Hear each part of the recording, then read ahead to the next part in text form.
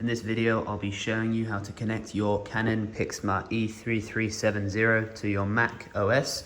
I'm using the E3370 model, but if you just have a Canon Pixma or Pixma alternative, then this will also apply to you, as it's the exact same system. So the way of doing things will be exactly the same.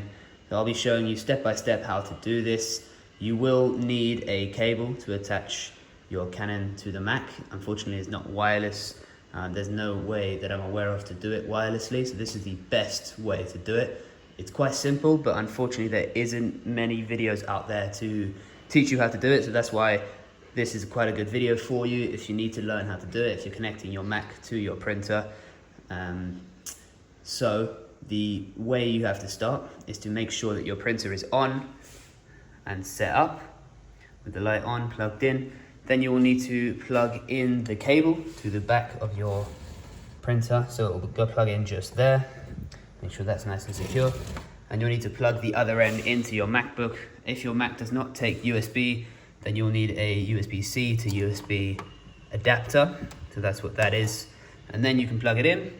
The next step for you will be to go onto the Canon website. Make sure it's the official Canon website, just because they're the best one.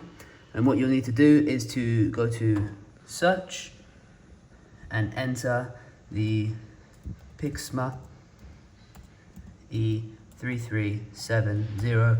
Of course, if it's a different model, then you may need to enter a different name. Just make sure it's the same printer that you have. Then you go to view products.